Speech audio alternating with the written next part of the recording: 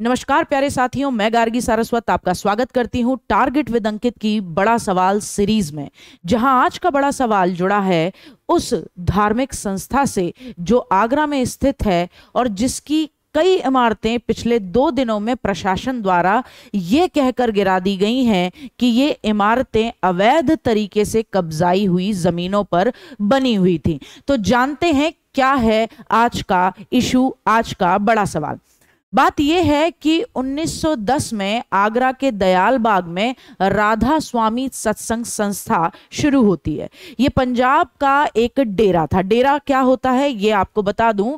डेरा एक ऐसा इलाका कहलाया जाता है जिसके अंदर एक सत्संगी व्यक्ति या आप कह सकते हैं एक महात्मा अपने शिष्यों के साथ रहते हैं और आसपास के लोगों को जागरूक करते हैं, उनके जीवन को नई राह दिखाते हैं। उसे डेरा कहा जाता है।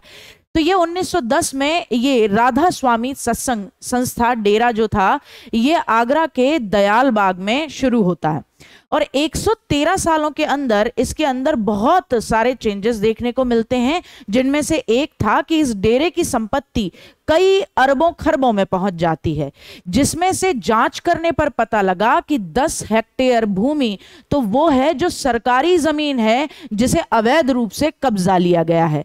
फिर अड़ोस पड़ोस के ग्रामीणों की भी कई सारी जमीनें अवैध रूप से सत्संगियों के माध्यम से कब्जा ली गई, उन पर अवैध अतिक्रमण कर लिया गया।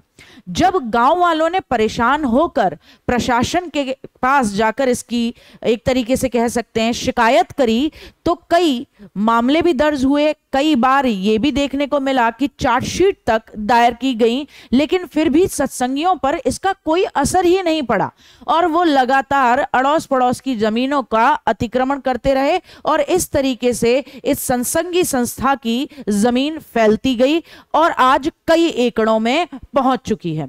पिछले दिनों वाकया क्या घटा कि जो अड़ोस पड़ोस के लोकल व्यक्ति थे, ग्रामीण लोग थे, सत्संगियों ने उनके खेतों तक जाने वाले जो रास्ते थे उन तक पर कब्जा कर लिया। अब गांव के लोग इतने हद तक परेशान हो गए कि उन्होंने 1 सितंबर को सीएम योगी आदित्यनाथ जी को एक ज्ञापन लिखकर भेजा कि हमारे खेतों तक हमारी पहुंच को रोक दिया गया है। उसके बाद प्रशासन हरकत में आया और फिर शुरू हुआ एक नया हंगामा। प्रशासन ने कहा कि या तो आप अपनी जमीनों के कागज दिखाइए या फिर ये अवैध कब्जा हटाइए। प्रशासन 7 दिन का मौका देता है संस्था को। उसके बाद जब प्रशासन पहुंचता है, पुलिसकर्मी जब दलबल के साथ पहुंचते हैं तो महिला स्वयं सेविकाएं लाठियां भांज देती हैं पुलिस पर, जिसमें डीएसपी से लेकर एसीपी तक घायल होते हैं, कई पुलिस वाले घायल हुए। उसके बाद 5 घंटे तक हंगामा चला, फिर चला बुलडोजर और फिर फाइनल रिजल्ट ये निकला कि कई इमारतें गिरा दी गई। लेकिन अभी भी ग्रामीणों को डर है कि आज आप इमारतें गिरा रहे हैं, आज ये मामला अखबारों की सुर्खियों में है, कल को ये दोबारा इसी तरीके से इमारतें खड़ी कर लेंगे और हम तो भैया लोकल व्यक्ति हैं, यहाँ के रहने वाले, हमें ज्यादा परेशान करेंगे।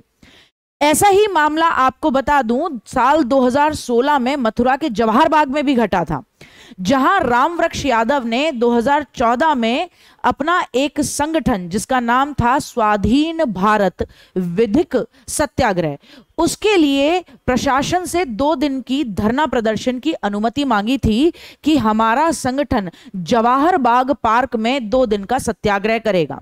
ये 2 दिन कब 2 साल में बदल गए और कब ये सत्याग्रही वहीं जवाहर पार्क में रहने लगे, किसी को नहीं खबर थी। 2016 में जब प्रशासन ने कहा कि भैया खाली कर दो, कितना सत्याग्रह करोगे, तो फिर निकलने लगी AK-47 से लेकर कई हथियार। उस समय भी आपको बता दूं पुलिस प्रशासन और उन सत्याग्रहियों में बहुत झड़प हुई थी। ये मामला भी बहुत हाईलाइटेड रहा था।